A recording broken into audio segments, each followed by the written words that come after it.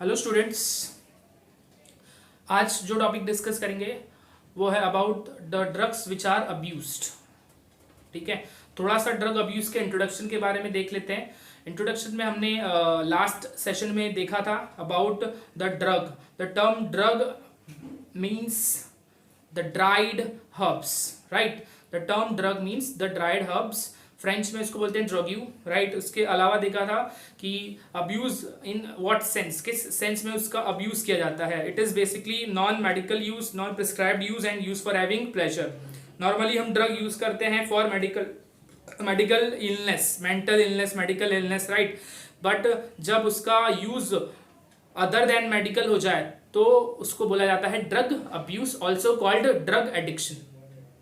Okay, अब हमने कुछ ड्रग्स के एग्जांपल्स देखे थे, बार्बिटूरेटस जैसे कि बेंजोडाइएज़ेपाइंस देखा था, उसके अलावा एम्फिसेटामाइंस देखा था। तो ये कुछ एग्जांपल्स देखे थे।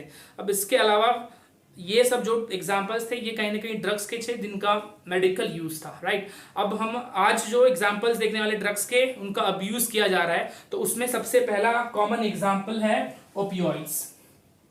अब ओपियोइड्स याद रखना है कि ओपियोइड्स जो है it is a drug derived from opium.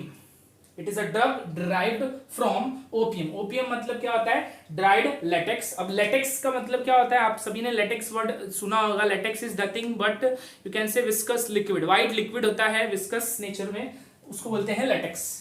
अब याद रखना है कि किस प्लांट के ओपियम से ओपियोइड्स डिराइव होता है। आई रिपीट, किस प्लांट के ओपियम से ओपियोइड्स डिराइव होता है, तो वो प्लांट का नाम है Papaver somniferum. It is a poppy plant, Papaver somniferum, याद रखना है। अब ओपियोइड्स का मैकेनिज्म क्या है, ये कैसे बॉडी में जाकर काम करता है? तो it binds to specific receptors present in CNS and GI tract. क्या करेगा? जैसे ओपियोइड्स ड्रग कोई कंज्यूम कर रहा है तो ये कहीं ना कहीं जाकर बाइंड हो जाएगा हमारे रिसेप्टर्स को, जो कि सीएनएस पर एंड जीआई ट्रैक्ट पर प्रेजेंट होंगे। ओपियोइड्स का रोल याद रखना है, it is used as sedative and pain killer. Sedative जो है इसका मतलब क्या होता है? बेसिकली ये डिक्रीज करता है हमारा स्ट्रेस, टेंशन डिक्रीज करता है और एंजाइटी लेवल डिक्रीज करता है। इसके अलावा इसको पेन किलर के तौर पर भी यूज कर सकते हैं। जब सर्जरीज वगैरह हुई होती हैं, जैसे किसी का सर्जरी कंप्लीट हो चुका है तो उसको कहीं ना कहीं पेन किलर दिया जाता है in the form of opioids.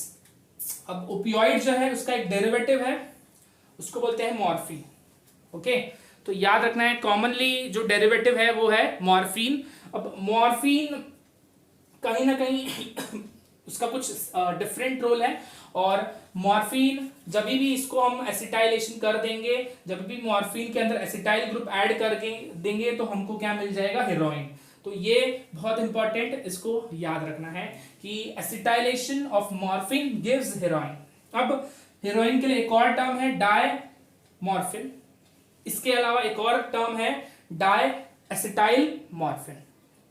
Heroin is also called diamorphine और डायएसिटाइल मॉर्फिन। एक और चीज याद रखना है कि ये जो हेरोइन है it is 3 times more potent, it is 3 times more potent than morphine. याद रखना है heroin is 3 times more potent than morphine. It is used as a depressant. ठीक है, हमारी बॉडी का जो मेटाबॉलिक रेट है वो सब बहुत स्लो कर देता है। इसके अलावा याद रखना है heroin is majorly band in all the countries world wide सभी कंट्रीज में जो हेरोइन है it is band, but it is smuggled under the name of smack. It is smuggled under the name of smack. And what is smack? Smack is white odourless crystalline compound. What is smack?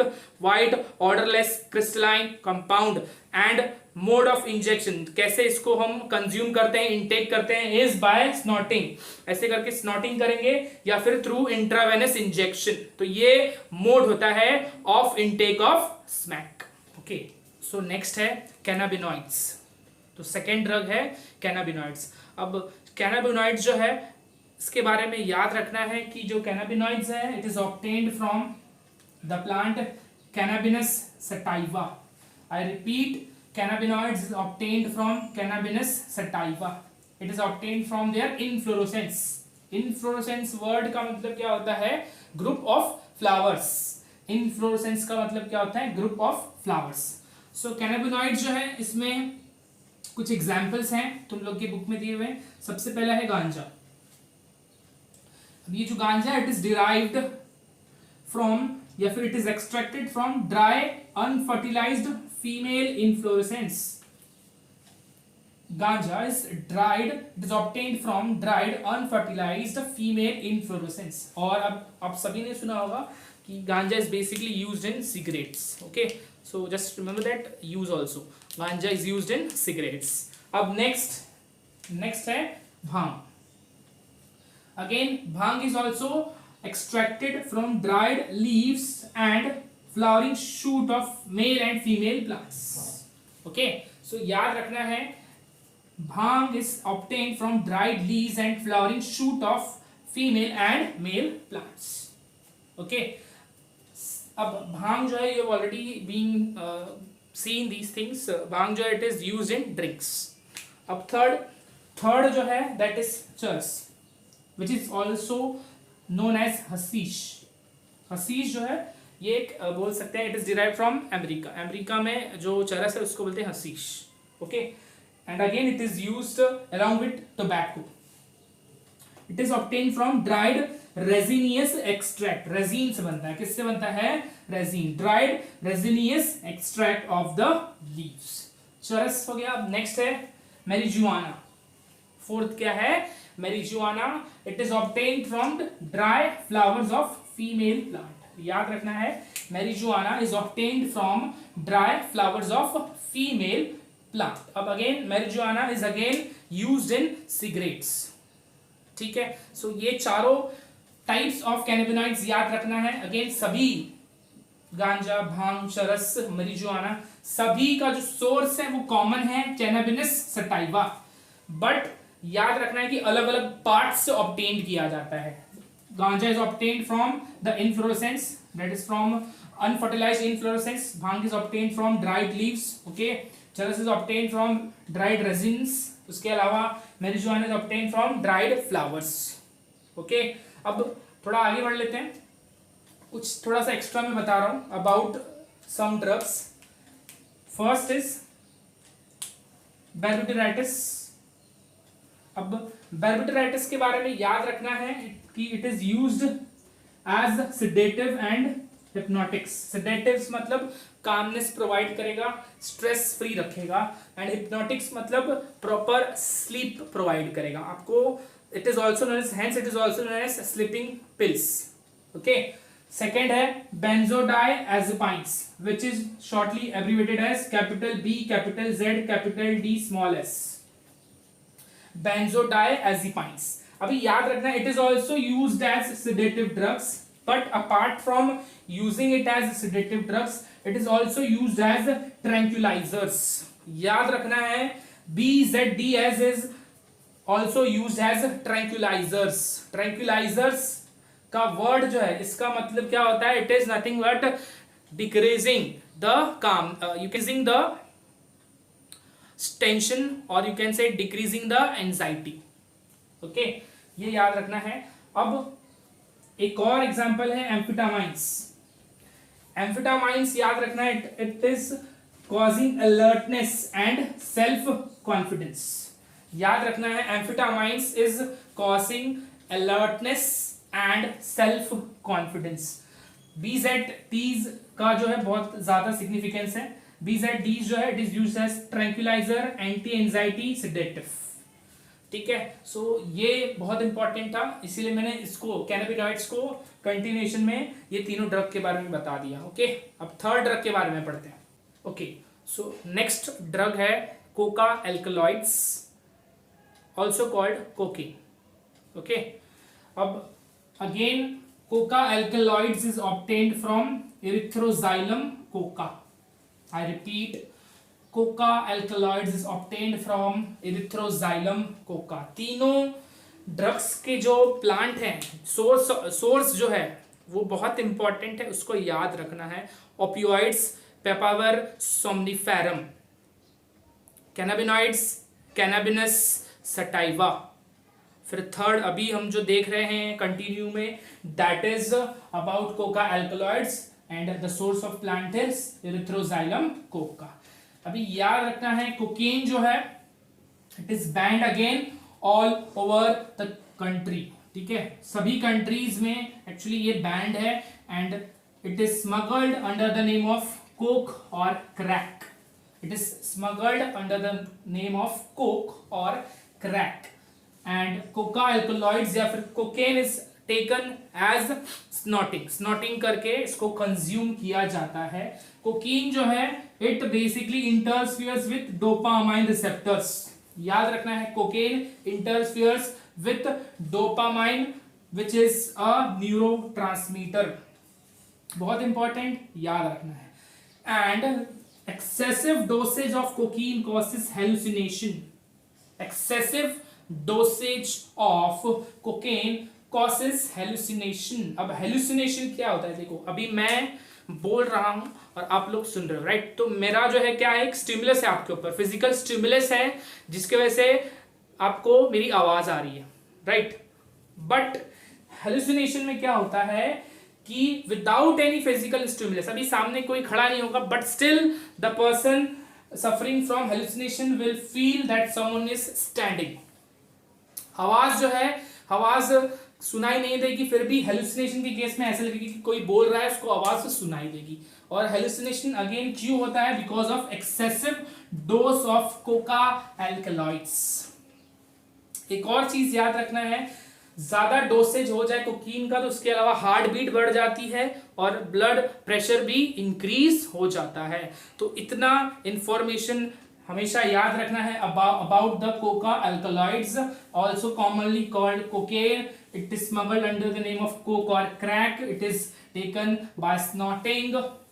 Mechanism याद रखना है, cocaine जो है वो dopamine receptors को block करता है। Dopamine is a neurotransmitter. Excessive dosage होगा तो हेलुसिनेशन हो जाएगा। हेलुसिनेशन मतलब याद रखना है कि without physical stimulus there will be a perceiving sound और vision. Without physical stimulus, there will be perceiving sound or vision. Okay, so ये तीन ड्रग्स जिनका अब्यूज वर्ल्ड वाइड किया जाता है, इसके बारे में हम लोग ने भी डिस्कस किया है। ओके, सो नेक्स्ट टॉपिक है smoking and its harmful effect. Okay, so अब स्टार्ट करते हैं smoking and its harmful effect. अब स्मोकिंग जो है ये याद रखना, it is the beginning to the hard drugs. इसका मतलब क्या, किसी भी ड्रग्स पर जाने से पहले उसकी बिगनिंग होती है किसी भी इंडिविजुअल में इज स्मोकिंग। किसी भी चीज का एडिक्शन लगता है तो कहीं ना कहीं वो शुरू होता है स्मोकिंग से। स्मोकिंग, अल्कोहल, फिर ड्रग्स, तो इस तरीके से आगे जो है एडिक्शन होता है। अब स्मोकिंग की बात करें तो smoking majorly consist of tobacco. Okay, and tobacco जो है स्मोकिंग के अलावा it can be chewed and it can be snuffed. Okay, chewed आपको समझ में आया होगा, gutkha, right. So gutkha contains tobacco. Now what is the source of tobacco? Tobacco is obtained from Nicotiana tabacum. बहुत इंपॉर्टेंट, याद रखना है।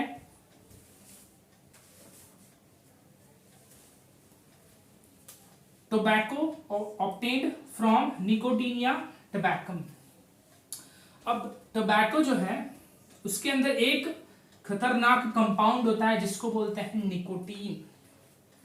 It is a chemical, it is an alkaloid. Nicotine is an alkaloid और ये निकोटीन ही है जिसकी वजह से सारे हार्मफुल इफेक्ट्स दिखाई देते हैं जो स्मोकिंग या फिर च्यू करते हैं या स्नफिंग करते हैं टोबैको की। तो टोबैको नहीं बल्कि उसके अंदर का एक खतरनाक केमिकल है जिसका नाम है निकोटीन, जिसके वजह से सारा जो रिस्पॉन्स है बॉडी में वो हार्मफुल रिस्पॉन्स जनरेट होता है। सो याद रखना है, it is the nicotine that mediates the response of tobacco. Okay, अब निकोटीन जैसे ही अंदर जा रहा है तो वो क्या करता है, it stimulates the adrenal gland of the kidney. Okay, adrenal gland को जैसे ही स्टिमुलेट करेगा there will be secretion of adrenaline and non adrenaline. There will be secretion of adrenaline and nor adrenaline. Sequence समझो, tobacco के अंदर nicotine को जैसे ही कंज्यूम किया stimulates adrenal gland causes the increase of adrenaline and nor adrenaline. अब जैसे ही एड्रेनलिन और नॉन एड्रेनलिन इंक्रीज होगा, it will cause increase in the heart rate and increase in the blood pressure via sympathetic pathway. अब suppose there is a prolonged effect, मतलब कोई ज्यादा time के लिए कुछ सालों तक स्मोकिंग करता है, so that individual might lead to CAD, that is coronary artery disease, heart failure और कार्डियक अरेस्ट। सो याद रखना है, प्रोलॉन्ग्ड इफेक्ट ऑफ निकोटीन या स्मोकिंग लीड्स टू CAD। सभी आपने देखा होगा कि इट बेसिकली इफेक्ट्स लंग्स। तो लंग्स नॉर्मली हमारे जो लंग्स होते हैं मस्कुलर लंग्स, वो नॉर्मल मस्कुलर होते हैं, but individual who consume tobacco और the individual who are undergoing smoking, उनका जो लंग होता है वो पूरा ब्लैक पड़ जाता है। You have all scene advertise, ठीक है, एडवर्टाइज में आप सभी ने देखा होगा कैसे जो लंग्स है उनका कलर क्या हो जाता है, पूरा ब्लैक। ओके, अब याद रखना है, smoking causes lung cancer, bronchitis and emphysema. याद रखना है, cancer causes smoking causes lung cancer, bronchitis and emphysema. Okay, next, अब कैसे मैकेनिज्म है वो देख लेते हैं थोड़ा। अब स्मोकिंग जो है, smoke contains large amount of CO, that is carbon monoxide.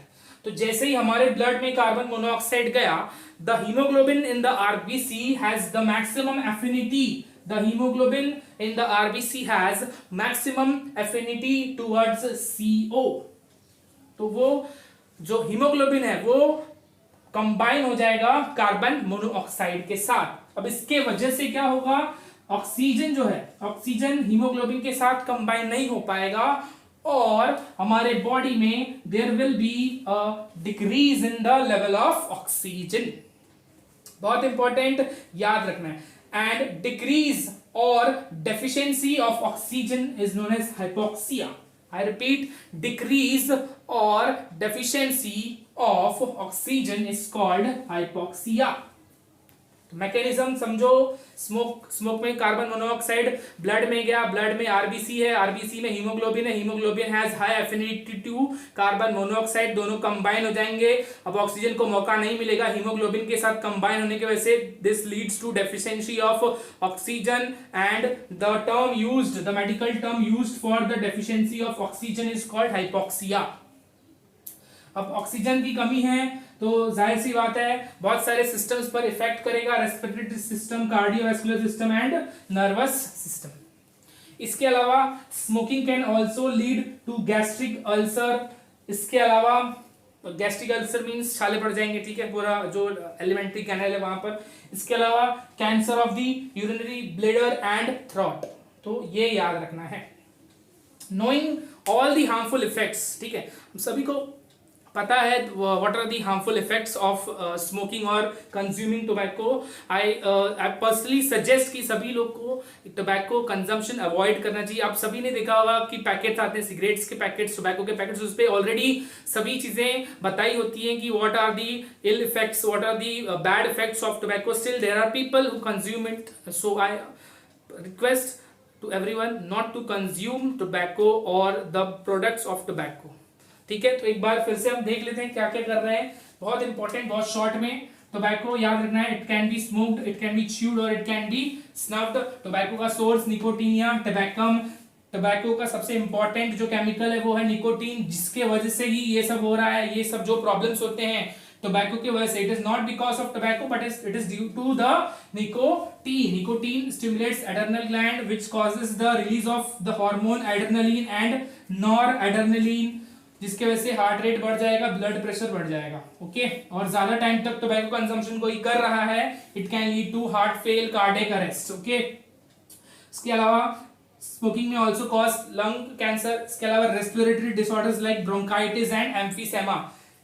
Mechanism समझ लेना है, CO जो है ऑक्सीजन को हीमोग्लोबिन के साथ कंबाइन नहीं होने देगा, बिकॉज CO जो है वो खुद ही कंबाइन हो जाएगा हीमोग्लोबिन के साथ, because CO has more affinity towards the haemoglobin, जिसकी वजह से ऑक्सीजन का लेवल कम, लीड्स टू हाइपोक्सिया, हाइपोक्सिया मतलब deficiency of oxygen in the body. This will lead to adverse effect on different systems like respiratory, cardiovascular and nervous system. इसके अलावा एक और चीज याद रखना है, smoking also causes gastric ulcer, cancer of urinary bladder and throat. ठीक है, तो याद रखना। इसके अलावा oral, if we are chewing tobacco, तो chewing जो है उससे क्या हो सकता है, ओरल कैविटी में कैंसर हो सकता है, which is known as oral cancer. Okay, again इसका एडवर्टाइज जो है आपने अपने टीवी पर देखा होगा, एडवर्टाइज जो है ऑलरेडी आते रहता है about all these types of bad products. Okay, next topic है adolescence and substance abuse. Substance abuse में है अल्कोहल और ड्रग अब्यूज। ओके, अब वर्ड एडोलेसेंस का मतलब क्या? It is derived from the Latin word adolescere. Derived from Latin word adolescere, which means to grow up. Adolescence means to grow up. एक और term है adolescence के लिए teenage, right? Teenagers, adolescents, one and the same. अब याद रखना है adolescence और teenager is a bridge linking childhood and adulthood. It is a bridge which links childhood with the adulthood. Now, period of adolescence is between 12 to 18 years. बहुत important याद रखना है, adolescence का जो period होता है, it is between 12 to 18 years. And adolescence is both a period and a process. याद रखना है, it is a period. It's a period as well as process. अब process क्यों बोला है अभी हमको पता चल जाएगा। During adolescence there are biological changes, right? Biological changes में क्या, males में there will be beards, right? Beards आने लग जाएंगे, females will have menstrual cycle, right? So these are what biological changes. Adolescence is a vulnerable phase of mental and psychological development. Okay, अब यहां पर देखिए, मैं आज आपको अगर बायोटेक्नोलॉजी RDNA टेक्नोलॉजी पढ़ाऊं तो आप सभी को समझ में आएगा, right? Because your psychology has been developed. And अगर मैं यही RDNA टेक्नोलॉजी आपको 10 या फिर बोल सकते हैं 9 इयर्स के उम्र में समझाता तो तब नहीं समझ में आती। तो that shows there is a mental and psychological development. इसके अलावा adolescence is associated with change in the mood. कभी खुश हैं, कभी डिप्रेस्ड हैं, कभी गुस्सा हैं। So these are the symptoms, or you can say these are the behavior which are seen during adolescence.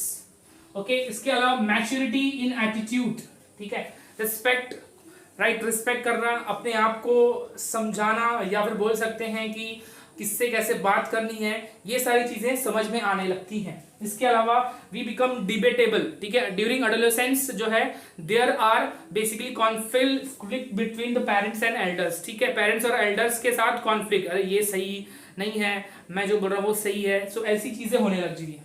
Okay, and बहुत इंपॉर्टेंट याद रखना है कि जब भी एडोलेसेंस का एज आता है, this age is basically fearless, recklessness, fearless, ठीक है, रिस्क प्रोन। रिस्क होगा तो बोल सकते हैं बहुत सारे प्रॉब्लम्स आएंगी, जैसे कि it can lead to car accident, it can also lead to unsafe sex, right, because कुछ फर्क नहीं है, there is you can say no dependency. Okay, इसके अलावा याद रखना है it can also lead to youth crime. बहुत इंपॉर्टेंट याद रखना है कि adolescence will be more prone to recklessness and risk, ठीक है, केयरलेसनेस भी हम बोल सकते हैं रेकलेसनेस को, and this will increase the chances of car accident. इसके अलावा समझ नहीं है ज्यादा कुछ चीजें तो फिर एक केयरलेस एटीट्यूड है, unsafe sex, then you have youth crime. All these lead to, all these things are basically observed under the teenage, right? And आगे देखते हैं कि what is the biology behind all these things. Okay, अब next है about the biology behind adolescence, ठीक है, कि क्यों इतना recklessness, क्यों इतना ज़्यादा रिस्क प्रोन। ओके, सो याद रखना है कि there are some evidence that this risk taking is biologically driven caused by social and emotional part of the brain। याद रखना है ब्रेन का सोशल एंड इमोशनल पार्ट है जो कि इस रिस्क प्रोन या फिर इस रेकलेसनेस को ड्राइव करता है, और इसका नाम है amygdala. Okay, this is the part of the brain which is responsible for recklessness, for riskness. ठीक है, अब याद रखना है कि जब भी एडोलेसेंस होता है तो ये वाला रीजन बहुत फास्ट डेवलप होता है, राइट। सो याद रखना है एमिगडाला वाला जो रीजन होता है ब्रेन का बहुत फास्ट डेवलप होता है, जिसके वजह से हमारे बॉडी पर क्या इफेक्ट पड़ता है, क्यूरियोसिटी आ जाती है, उसके बाद नीड फॉर एडवेंचर, ठीक है, नई चीजें ट्राई करना, एक्साइटमेंट, एक्सपेरिमेंटेशन, ठीक है, नई चीजें ट्राई करना, रेसिंग कर लेते हैं। आज के टाइम में सभी आप लोग ने देखा होगा कि कैसे जो टीनेजर्स है दे ड्राइव सो फास्ट, यहां से कट मार लिया, वहां से कट मार लिया, दैट इज एडवेंचर। तो कहीं ना कहीं ये सब चीज के लिए अमिगडाला रिस्पॉन्सिबल है। ओके, अब थोड़ा ड्रग एंड अल्कोहल अब्यूज के ऊपर भी आ जाते हैं, राइट। सो अब सपोज एक क्यूरियोसिटी होती है, ठीक है, आप सभी को मैं बता दूं कि एडोलेसेंस में एक क्यूरियोसिटी होती है कि अरे यार इसको हम फर्स्ट टाइम ट्राई करते हैं, दैट इज क्यूरियोसिटी। ड्रग भी है, उसको फर्स्ट टाइम ट्राई कर लिया, और फर्स्ट टाइम ट्राई करने के बाद ये फीलिंग आ गई यार बहुत सही लगता है, इसको कंज्यूम करके बहुत मजा आता है, राइट। सो क्या होगा, अब उसको डेली जो है या फिर एक दो दिन बाद लिया जाएगा, तो धीरे धीरे करके कहीं ना कहीं it will lead to addiction. फिर से बता रहा हूं, एक सपोज ड्रग है, ठीक है, यू हैव क्यूरियोसिटी या एक्सपेरिमेंटेशन करना है, चलो चलो चलो ट्राई करते हैं, कैसा लगता है देखते हैं, and if you feel good, लगेगा कि हाँ बहुत सही है, बहुत मजा आ रहा है, you will again try in some days. फिर एक ऐसे टाइम आएगा जब आपको उस चीज की हैबिट लग जाएगी, and this leads to addiction, and addiction is not good with respect to drug और अल्कोहल। ओके, अब आगे बढ़ते हैं। एक और परसेप्शन है कॉलेजेस में, डिग्री कॉलेजेस की लाइफ में, टीनेज में, एडोलेसेंस में, या स्मोकिंग करते हैं, वेरी कूल सही लगता है, ठीक है, और ये बहुत इंपॉर्टेंट होता है प्रोग्रेस करने के लिए लाइफ में। यार स्मोकिंग नहीं किया तो क्या किया, ये सारे वर्ड्स आप सभी ने सुने होंगे। अल्कोहल कॉलेजेस में या टीनेज में नहीं ड्रिंक किया तो क्या किया, राइट। सो कहीं ना कहीं ये भी एक मेंटालिटी होती है कि प्रोग्रेस करने के लिए and to be become cool there should be intake of alcohol और ड्रग्स। अब ये परसेप्शन को प्रमोट भी किया जाता है, and it is promoted by different internet, television, movies, right. Movies बहुत सारी देखी होंगी आप सभी ने, कूल होके आराम से स्मोकिंग किया जाता है, लाइफ अच्छी चलती है, बहुत रिलैक्स होते हैं सब, राइट। सो ये बहुत खराब परसेप्शन है। उसके अलावा इनसफिशिएंट पेरेंटल सुपरविजन, ठीक है, पेरेंट्स के साथ ज्यादा जो इंडिविजुअल है उसका कम्युनिकेशन नहीं है, कम्युनिकेशन गैप है, बातचीत नहीं हो रही है, प्रॉब्लम क्या है पता नहीं चल रहा है, कि जो इंडिविजुअल है वो क्या कर रहा है, उसके पेरेंट्स को अवेयरनेस नहीं है कि क्या कर रहा है, कब कॉलेज आ रहा है, कब जा रहा है। Okay, and excessive severe discipline, right, बहुत ज्यादा डिसिप्लिन्ड है, बहुत ही ज्यादा डिसिप्लिन्ड है, एकेडमिक्सली चाहते हैं बहुत अच्छा बच्चा परफॉर्म करे, राइट। सो इस सब केस में हो सकता है। इसके अलावा फेवरेबल पेरेंटल एटीट्यूड, ठीक है, एक बोल सकते हैं काम एटीट्यूड, फ्रैंक एटीट्यूड भी होता है कभी कभी किसी पेरेंट्स का, तो वहां पर वो बच्चे को अलाउ करते हैं कि you go, you have fun, you have enjoyment, you drink what you want, you consume what you want. तो यहाँ पर क्या हो जाता है, पेरेंट एटीट्यूड जो है वो बहुत पॉजिटिव हो जाता है टुवर्ड्स अल्कोहल एंड ड्रग। इसके अलावा if parents themselves are taking alcohol और ड्रग, ठीक है, खुद ही जो फैमिली में ही कोई मेंबर है जो अल्कोहल ले रहा है, ड्रग्स ले रहा है, सो कहीं ना कहीं जो इंडिविजुअल है उसको भी कहीं ना कहीं लगेगा कि यार मुझे भी ये ट्राई करना चाहिए, right. So family conflict, right, कुछ फैमिली कॉन्फ्लिक्ट्स हैं, डाइवोर्स की केस है, मदर फादर के बीच में रोज लड़ाई होते हैं, झगड़े होते हैं, राइट। इसके अलावा नेगेटिव पीर प्रेशर, नेगेटिव पीर प्रेशर याद रखना है, फ्रेंड सर्कल है, फ्रेंड सर्कल में सभी लोग ड्रिंक कर रहे हैं, ड्रग ले रहे हैं, but I am not taking, so that will be a negative Pir pressure कि अब मुझे भी लेना चाहिए, ये सब ले रहे हैं तो व्हाई नॉट मी, मैं भी लेता हूं। ओके, सो ये कुछ चीजें बहुत इंपॉर्टेंट है, इसको याद रखना है सभी को। अमिगडाला जो टर्म है बहुत इंपॉर्टेंट, याद रखना है। इसी का कारण था जिसकी वजह से क्यूरियोसिटी बढ़ती है, एडवेंचर जो है करने का मन करता है बहुत ज्यादा नई नई जगह पर। ओके ओके, नेक्स्ट है एडिक्शन एंड डिपेंडेंसी। ओके, अब एडिक्शन जो है, addiction is basically a psychological attachment to euphoria. What is euphoria? Temporary feeling of well being. याद रखना है, it is the addiction, addiction याद रखना है, addiction is the psychological attachment to temporary feeling of well being. Okay, याद रखना है, perceived benefits of drugs cause repeated and frequent use leading to addiction. ठीक है, एक बार ले लिया, चलो ठीक, एक और बार ले लिया, अच्छा लग रहा है, बहुत अच्छा लग रहा है ये ड्रग लेने के बाद, एक कामनेस वो है बॉडी में आ रहा है, एक रिलैक्सेशन बॉडी में आ रहा है, एक स्ट्रेस फ्री लग रहा है मुझे। तो अब क्या किया जाता है, एक बार लिया तो ये चीज दिखाई दी, स्ट्रेस फ्री कामनेस, तो क्या करेगा जो इंडिविजुअल है, चलो एक बार और लेते हैं, या फिर जब फिर से उसको स्ट्रेस आएगा again he or she might be taking it. तो ऐसे करके क्या होगा, there will be a repeated or frequent use and this repeated and frequent use friends leads to addiction। याद रखना है, अगेन एडिक्शन का जो medical definition, it is the psychological attachment to euphoria. Euphoria क्या होता है? Temporary feeling of wellbeing.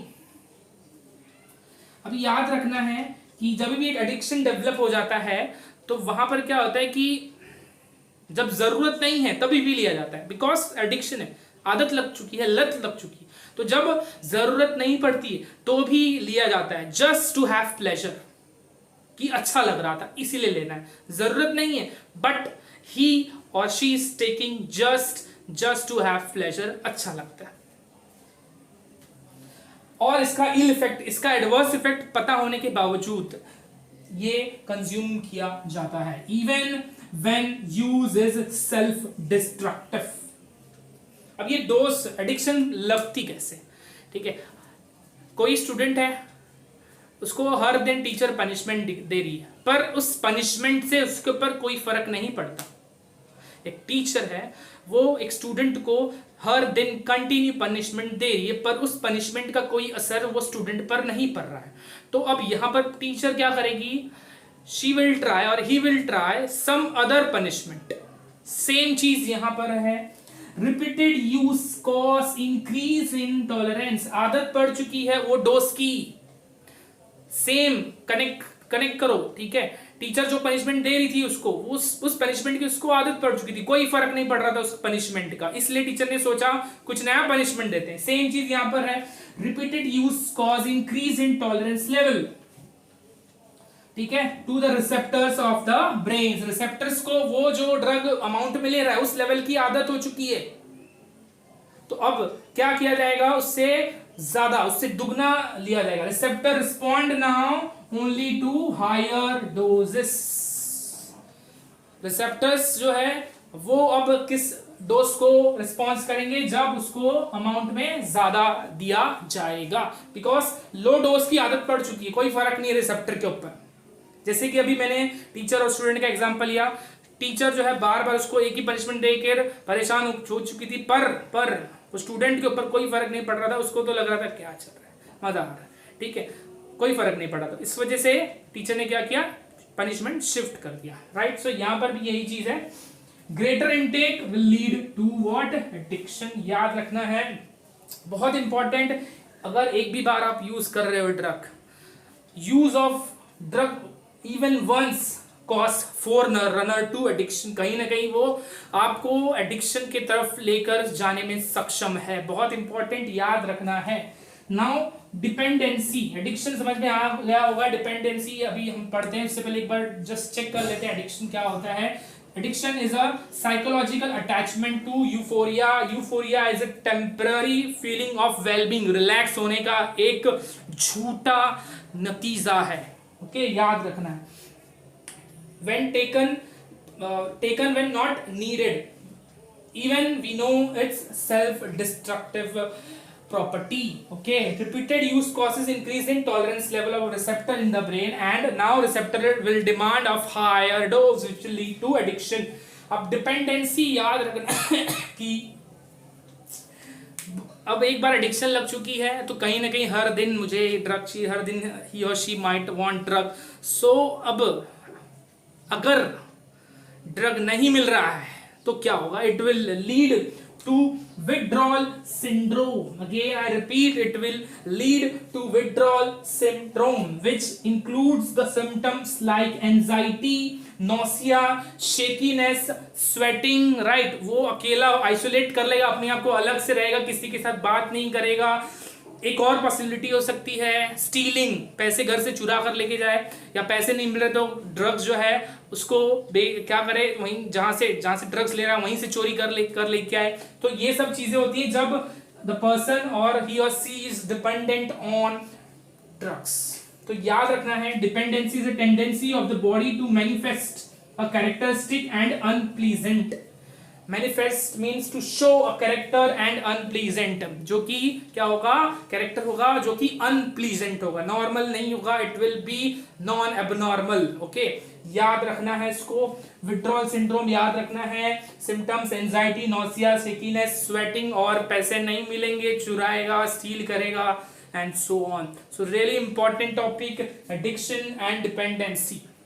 Okay, so यहाँ पर अपना लेक्चर कंक्लूड करते हैं. बस एक इंपॉर्टेंट चीज बताना चाहूंगा, आज का जो सेशन था उसमें मैंने बहुत सारी चीजें ऐसे डिस्कस की है जो कि नोट्स में भी नहीं है. So watch the video very very carefully. Thank you.